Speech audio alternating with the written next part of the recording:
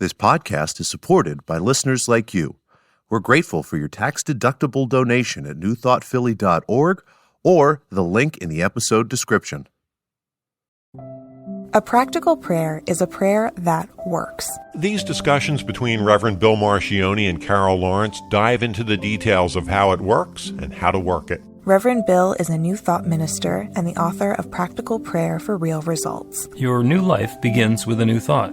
Carol Lawrence is on a spiritual quest, finding the New Thought teaching after decades on the pulpit in 3 different traditional denominations. I've got some questions. Together, they're exploring the philosophy and activities that come together from many of the world's religions to create the practical spirituality that is New Thought.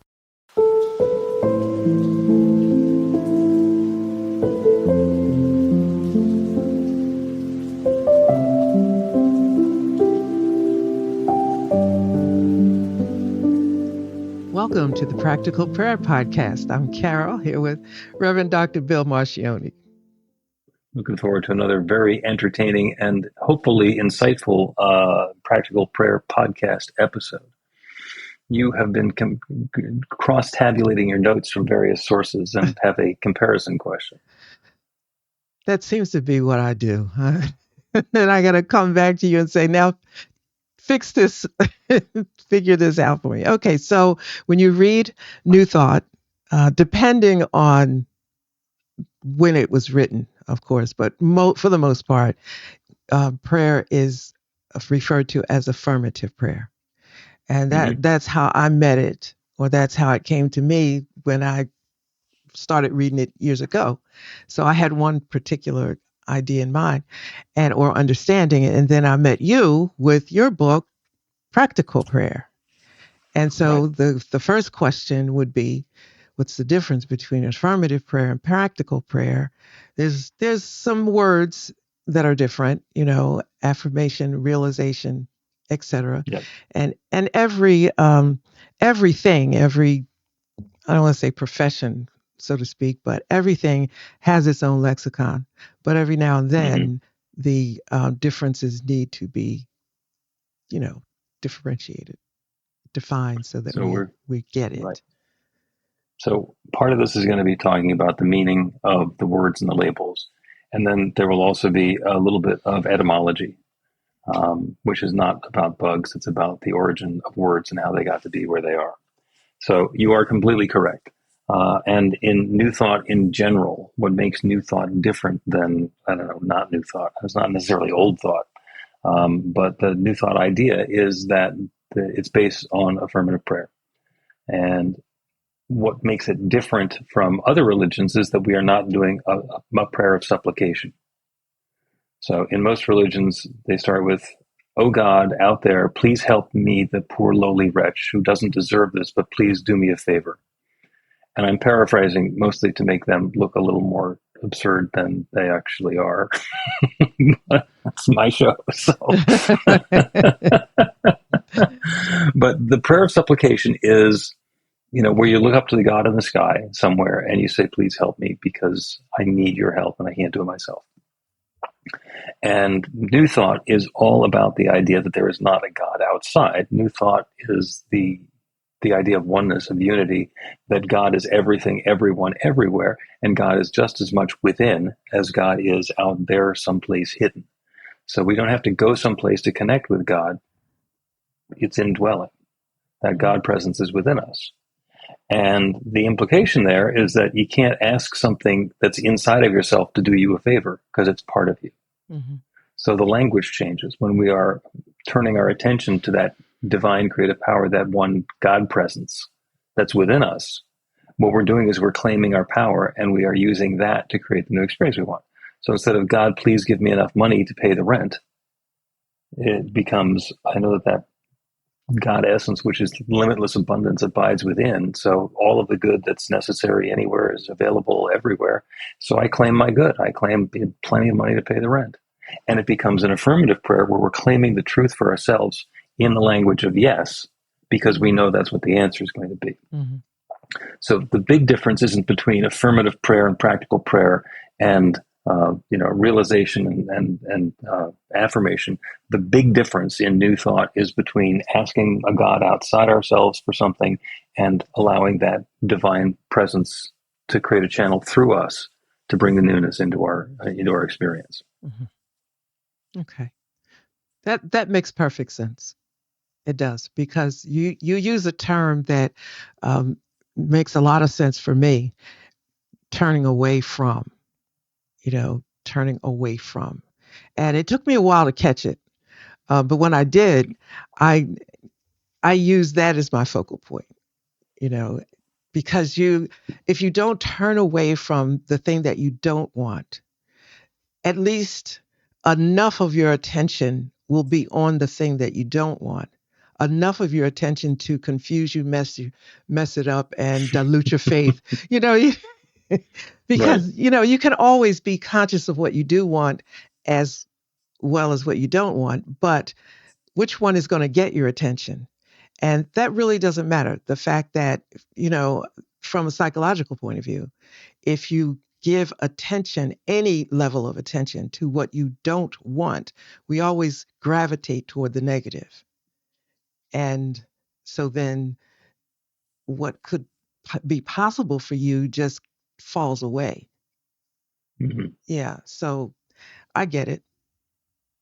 I Yeah. get it. And last summer, watching the Olympics, and the top level Olympic, I mean, gold medal caliber gymnasts, on the high, on the bar, and one of them fell off.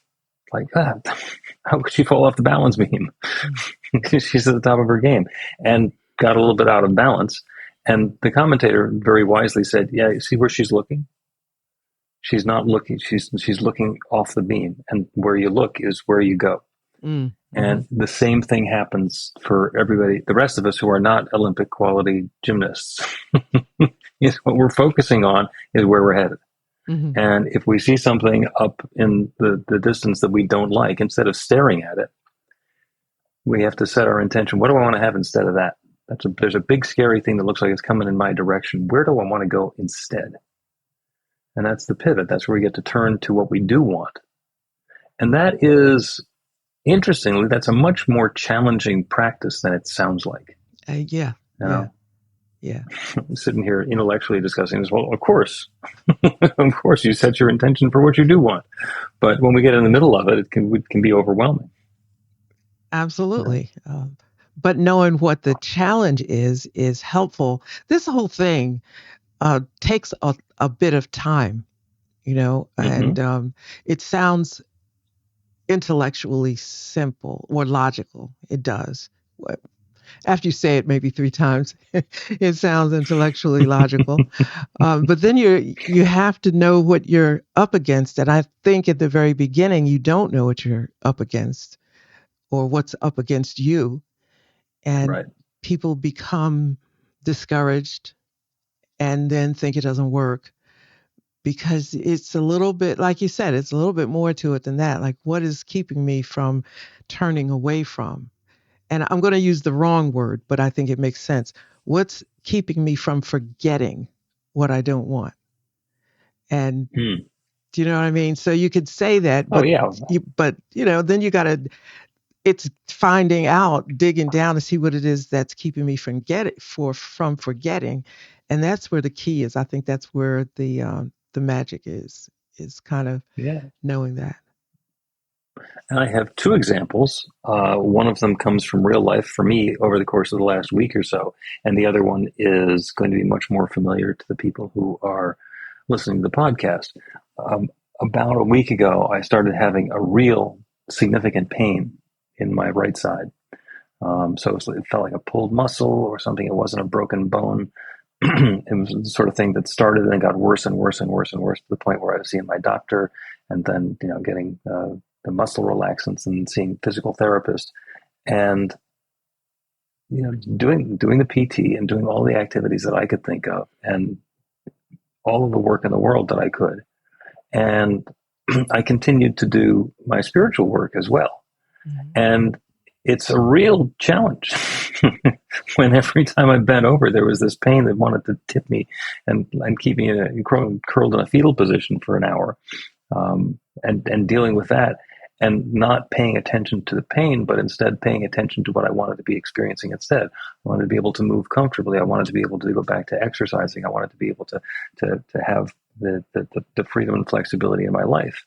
And with that ow, ow, ow, ow, ow all the time, it can be very difficult to focus on that. Mhm. Another one that comes up is, if somebody's dealing with a financial struggle.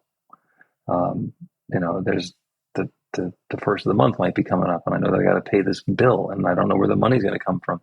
That's a huge obstacle that's right there in front of them, and the lack of funds becomes a huge focal point. And what we need to do to deal with that spiritually is to not look at the lack of funds, but to look at the abundant nature of the universe and claim the good that's ours, even though it is not showing up in our world right now. Mm-hmm. That is not necessarily an easy thing to do. Oh, because one, you may have been living with a lack of funds your whole life. Mm-hmm. And then that's a whole another set of thoughts and fears and everything. And so you're saying, okay, turn away from that. And you want to, but you missed the mark so many times in the past and you haven't seen it.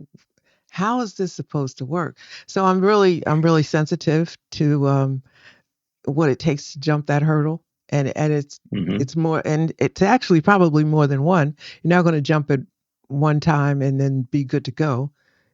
You're still revisiting that limiting belief and all of it's so much in that bucket.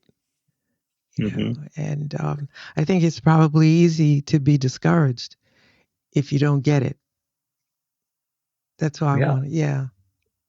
Yeah. And when something keeps on showing up, if it keeps being, that same pain keeps recurring over and over and over again, or that same experience of not having enough money that happens over and over and over again, there's something that's lodged deep down in our belief system that we don't know what is. Mm-hmm. That's telling us that this is the experience that we deserve. And when we believe that this is what we deserve, that's what we get. And it's changing that belief, letting go of wherever that false belief came from. And it does no good to blame ourselves for where it came from. Sometimes it's very helpful to find out where it came from, because then we can do the equivalent of prying its cold, clammy fingers off of us. so we're free to believe something different. What we really want to do, though, is focus on the experience we want to have instead. Mm-hmm. So if somebody has been going through their life and having an experience of lack and poverty and not enough, that it's always a struggle to pay for, I got to choose between buying groceries or paying for the rent. I'm taking advantage of the fact that it's winter time because I know the utility company won't turn off the power because they weren't going to do that. So we're going to pay the phone bill for a while. And then later we'll figure out a way to pay back the utility company. And to go from that circumstance to go beyond that so that there is enoughness, the way that we do that is to change our belief system. Instead of I always have this problem, it can be I've always had this problem up until now. And I know that this universe is infinitely abundant. I mean, there are billions of stars in the sky. Each one of those is a sun, each one possibly with planets. The infinite creative power that creates everything created all of them, created me, created the situation that I'm in, created the grocery desires that I have and the rent obligations that I have. It is certainly possible for that infinite creative power to find a way for me to have the resource necessary to pay the rent. Mm-hmm. So I'm going to get out of the way and let that happen and participate in whatever level is mine. But what we've done is we've turned ourselves away from the I always have this problem to there is an infinite creative power that can certainly solve this problem. We turn it over. I think the part that people may struggle with, even if you can intellectually get the concept, it's really it gets to faith, mm-hmm. and that's a biggie, and you have to take. I use the term you have to take all the evidence to court. So you look at You got to look at every single thing that it has to do with. So, for example, this is just a small example, but there are some things that I want that are going to help me do what I think I need to be doing. And Hmm. I've got it all together, and I've looked at it every which way I can, and I just don't have the resources. And I thought, okay, stop saying you don't have the resources. Just sit back and watch where the resources may come from. And Yep. I'm looking at, listen to this now, I'm looking at little things that I said, okay, that's unnecessary. It's not going to get me to home base, but Hmm. there's probably some other little gremlins in there, So I look and I look, because I think if you look too hard and say, oh, that's the reason why, then you beat yourself up, and then that's a whole nother rabbit trail would go down. But I went to the farmer's market in the area, and I was rushing, and so I jumped in the car, went in there, and I, put the stuff in the basket. I got to the counter, and the cashier said, "How you doing?" And I said, "I'm horrible. I can't believe this. I left my wallet home. I was hoping."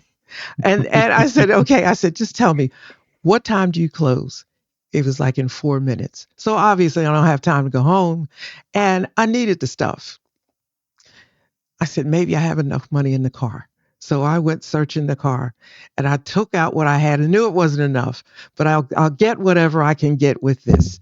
And being in a rush and in this situation, I'm thinking, okay, what do you want? You want you want your groceries. You don't want to be frazzled by this whole thing, right? I'm going through the whole thing. And when I got there, somebody else had was checking out, and she looked at me and said, "How much do you need?" And I said, "I don't even know, because I don't know how much it is." And the cashier was ringing stuff up, and the lady pulled this money out of her wallet, her pocketbook, and she said, "Here, pay for her groceries."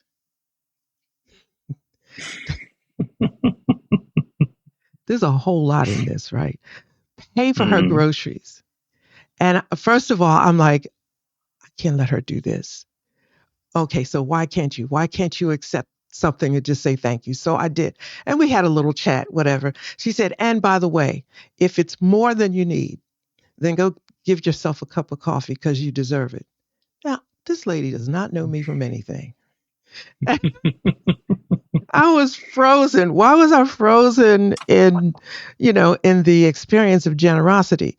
A lot of things were in that, though. Aside from that, it was money's coming. What you want, it's like, here's a hint. It's coming. Hmm.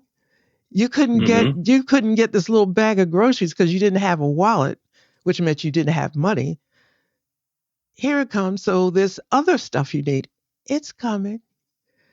And it's a whole mindset, but it's a big, it's a lot in that, right? And then the other part of it is I live in a red town.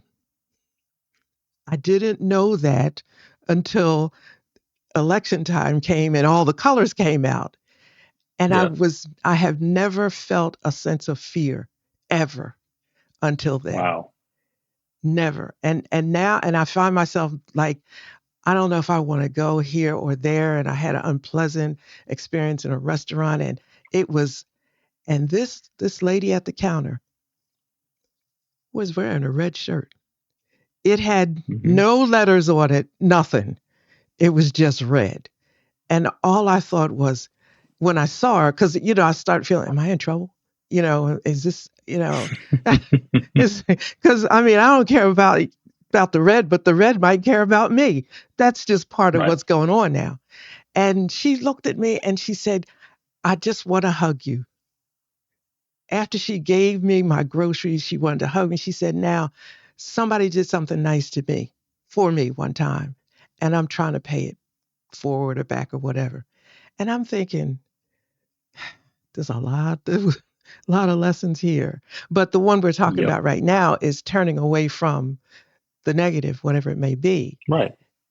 And you sort of encapsulated the entire story there. You went to get the groceries, and then you realized that you didn't have your money with you, and your mind told you that the solution was for you to go to the car and dig up the money and find it. And in fact, there is a completely different channel that was there that didn't only have enough money to pay for the groceries; it had enough extra for you to get a cup of coffee and take care of yourself, and a hug, And a hug.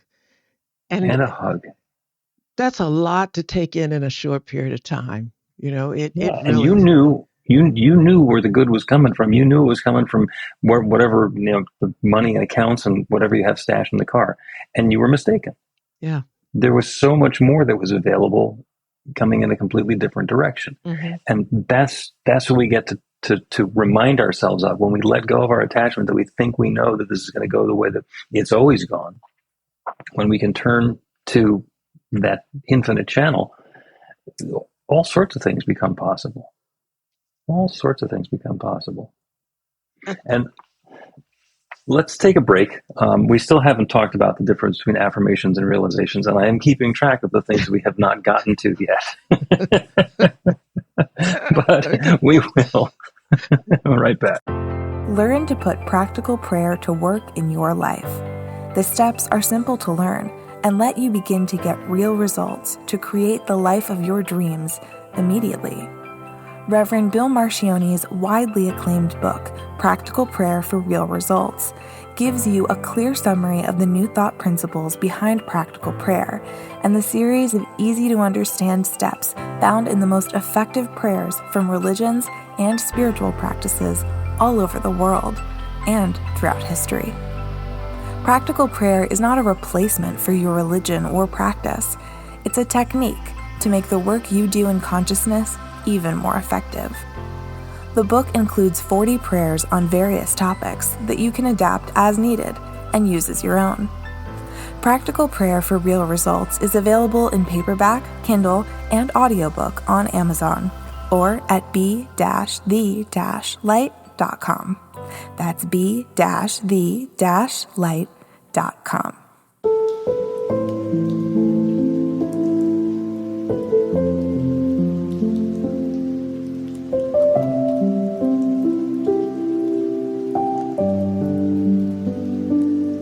Welcome back to the Practical Prayer Podcast. I'm Carol, here with Reverend Dr. Bill Marcione. We're having a wonderful conversation, which is supposed to be about new thought and affirmations versus realizations.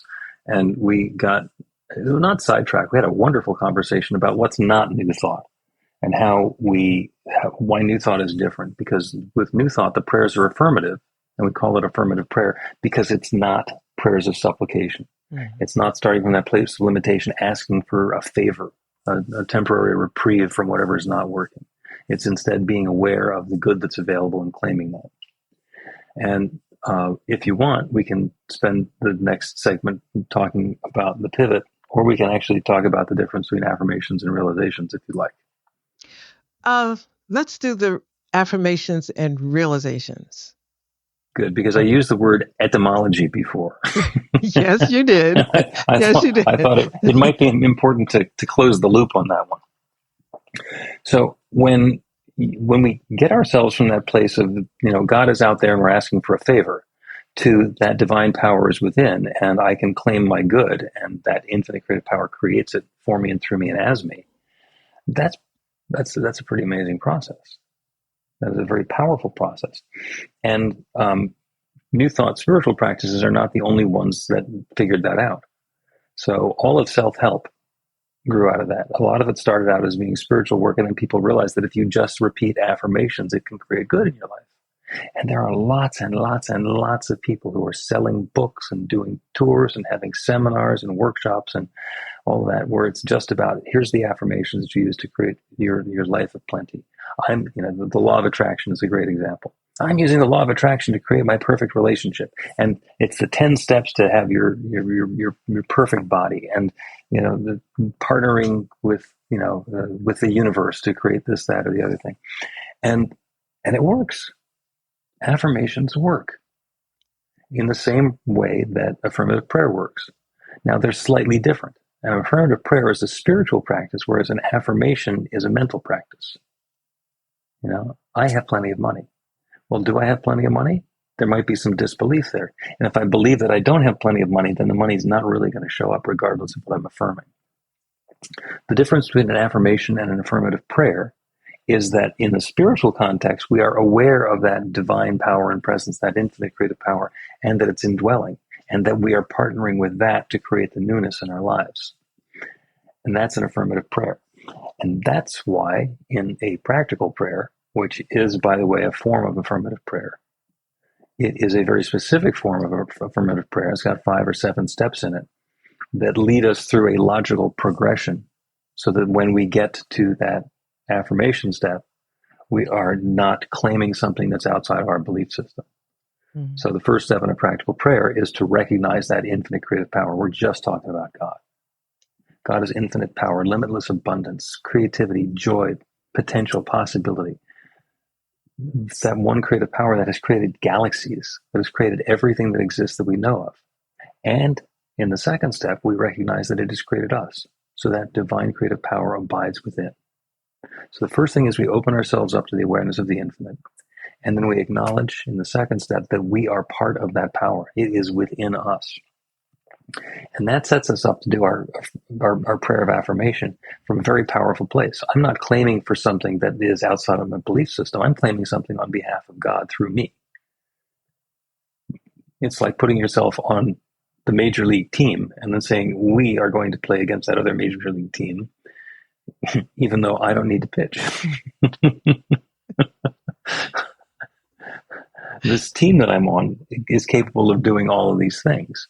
So we can then claim something that goes beyond our previous experience and gets to be what we would describe as really big. And I call that a realization step because, and it is an affirmation, but it's not a standalone affirmation. The realization is an affirmation that's inside of a practical prayer. So what's the difference between practical prayer and affirmative prayer? Right? Yeah. That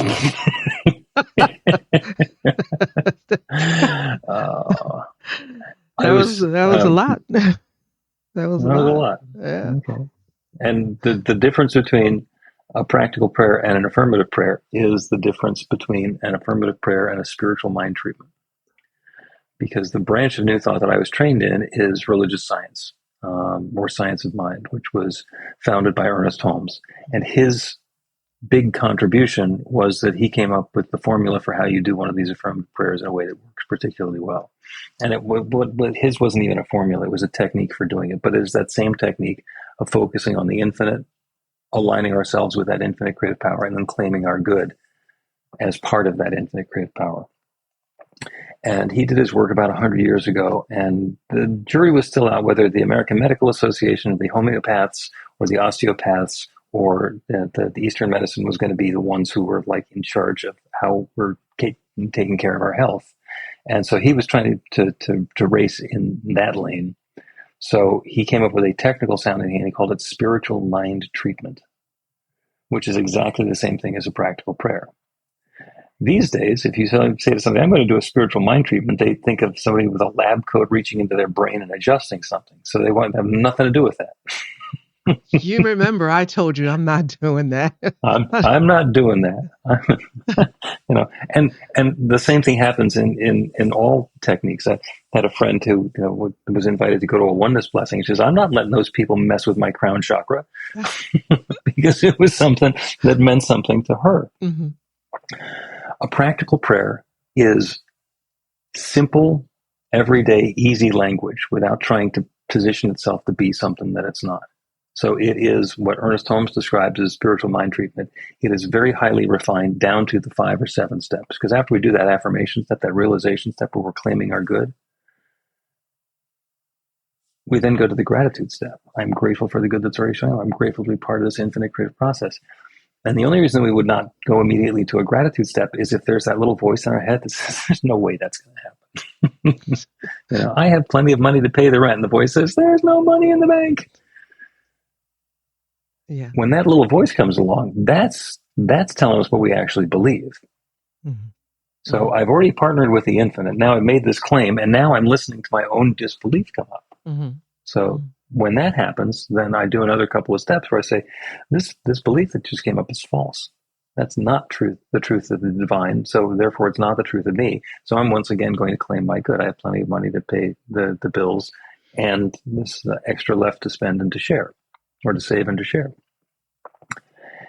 And I go through those two steps until I stop getting the resistance in my head. And then I go to the gratitude step.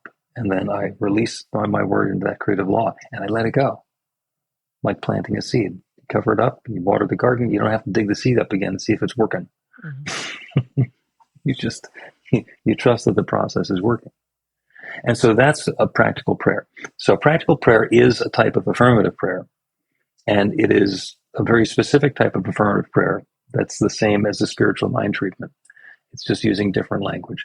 And the idea behind the practical prayer for real results is because when you tell somebody that you're going to do a practical prayer to get a real result for them, they know immediately what you're talking about.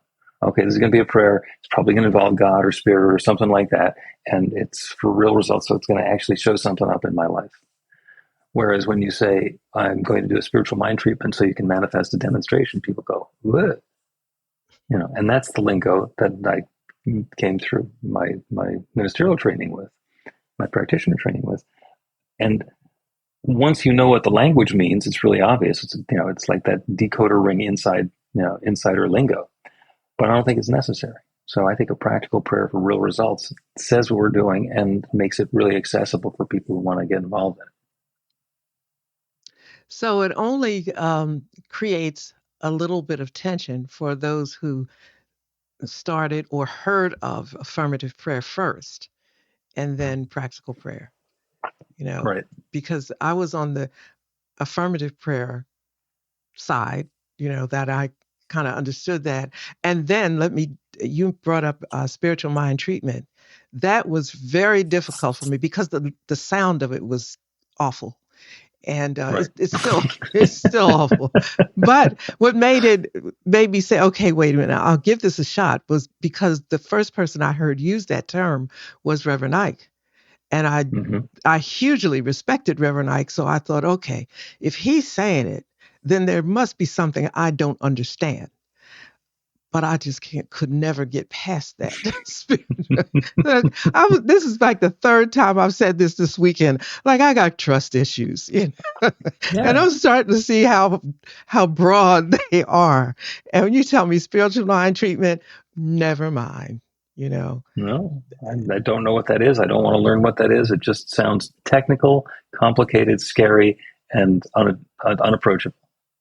It sounds like run away. Yeah, like you're trying to do something, So, yeah, so I get it. There's still, I think, practical prayer is probably easier. None of it is easy. None of it. Which is, It's so convenient to be able to ask a God outside of ourselves for a favor, because then if we don't get it, whose fault is it? It's God's. Well, it's God's fault, but then you did it. That was a whole thing, that, what is it? Religious trauma has had that's caused a lot of that. But, where you are, practical prayer, you're saying, okay, practical prayer, this is like a prayer that's going to work. But there's some nuances in there, and that's kind of what I was getting at, to say, even if there's somebody like that's listening to this right now, don't get all upset about it. It sounds big and it sounds complicated, but, calm down. You can get it. And it's easier than it sounds, although it's going to take a little work.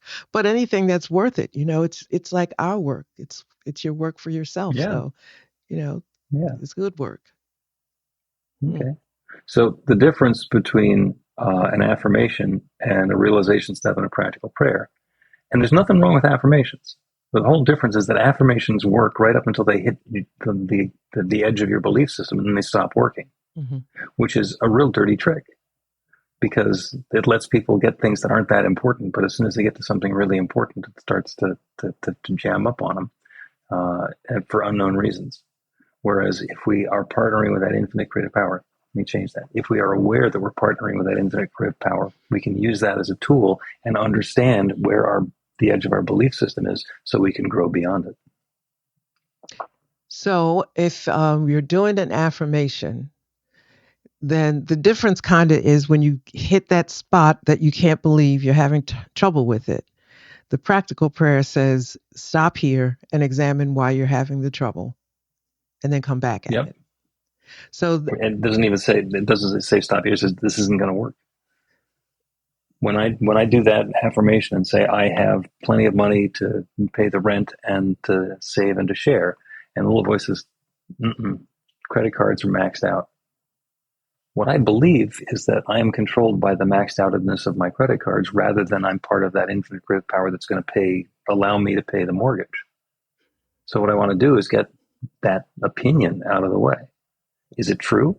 Is it true that I don't have enough money and I can't possibly? No, it's not true.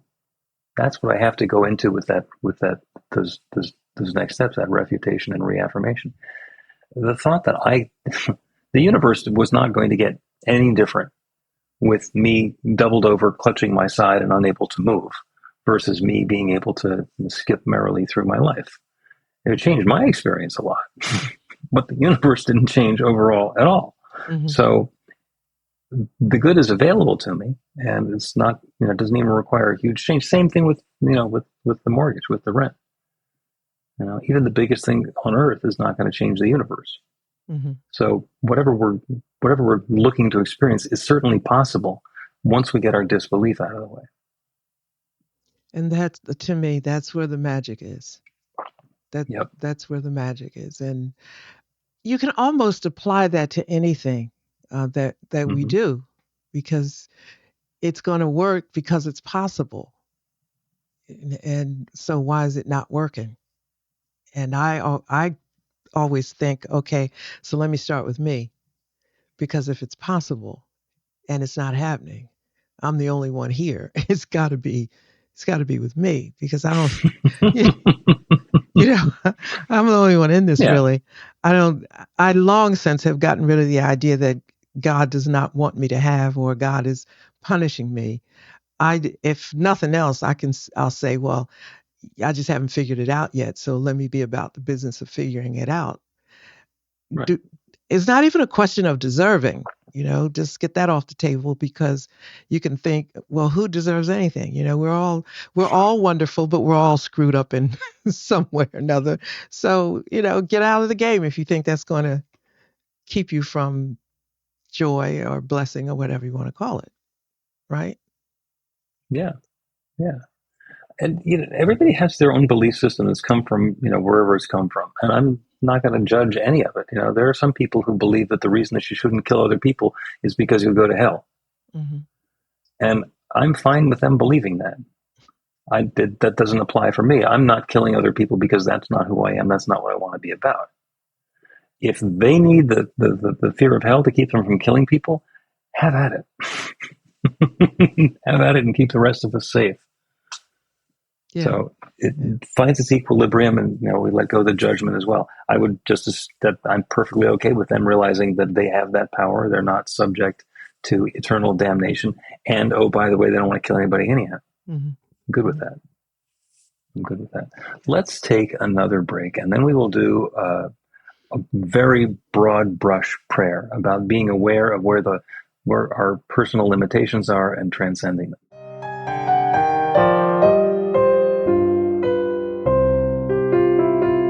Here's Reverend Bill letting you know that the Practical Prayer for Real Results class is now available on demand. That's right, you can take it at your own pace, anytime you want. All of the information is at BeTheLight.com. That's B-the-light.com. You know where to find that stuff.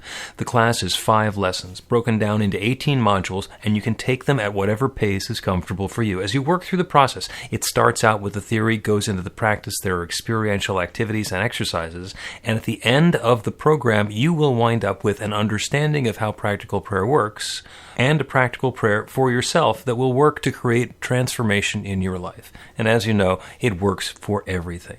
Take a look at the class online at BeTheLight.com. There's a sample lesson so you can see how the class is going to work for you, and then dive in. The great news is it's on sale now. You can register and save $20 off of the regular price. I'm looking forward to seeing you in class.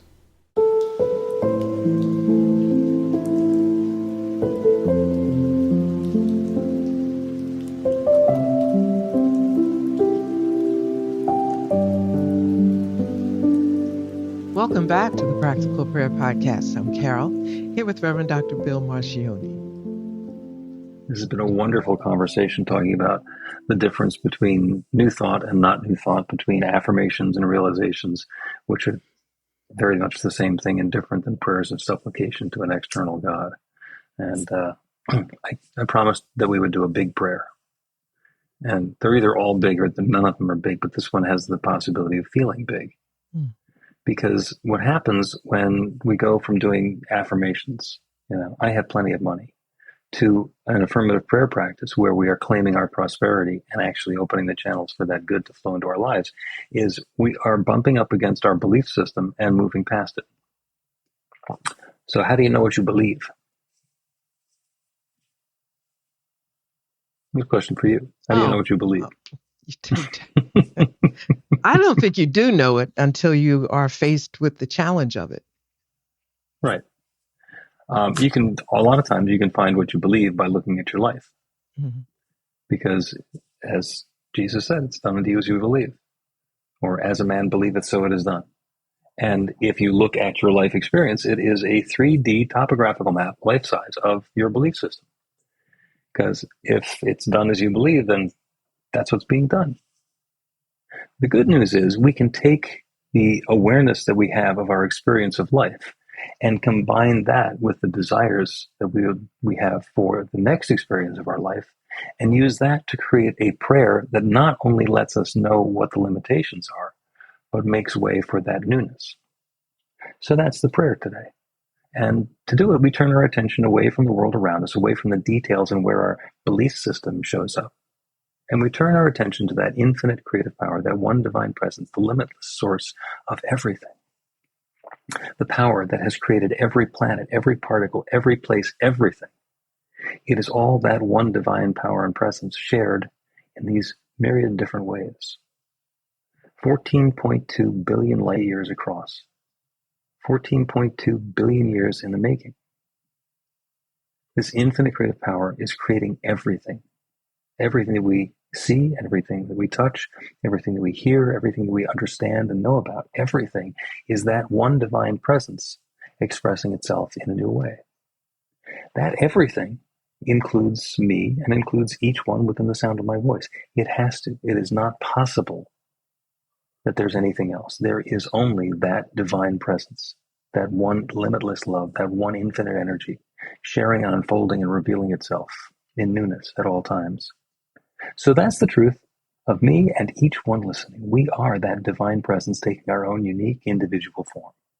And every experience that we're having in life is the infinite unfolding as that experience.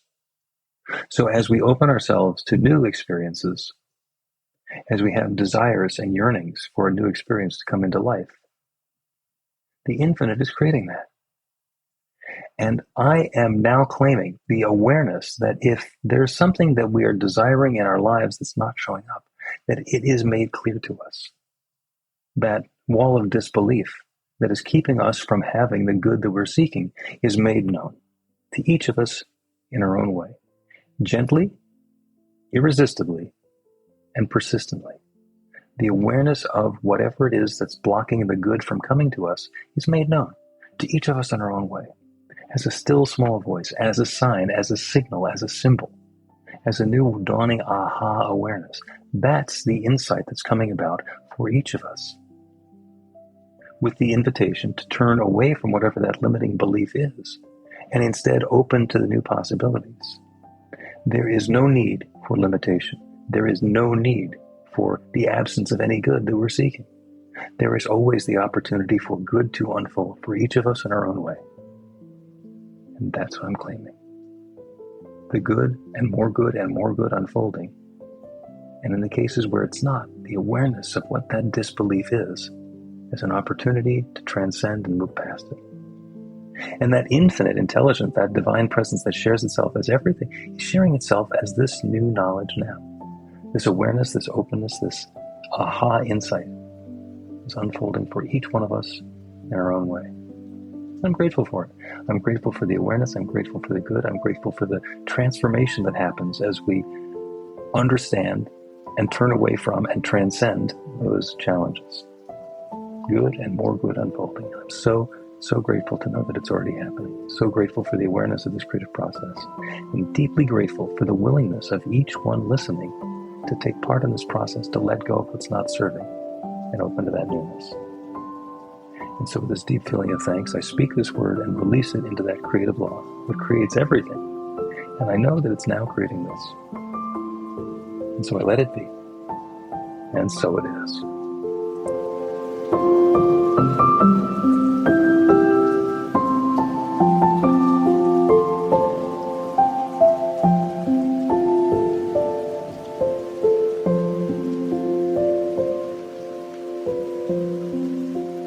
The Practical Prayer Podcast with Reverend Bill Marcioni and Carol Lawrence is a production of BeTheLight.com. be-the-light.com, where you can find more information about practical prayer for real results. Our theme is by Music of Wisdom. You can learn about the spiritual community of New Thought Philadelphia with daily guided meditations, Weekly celebrations of spirit, and Reverend Bill's classes in practical spirituality at newthoughtphilly.org.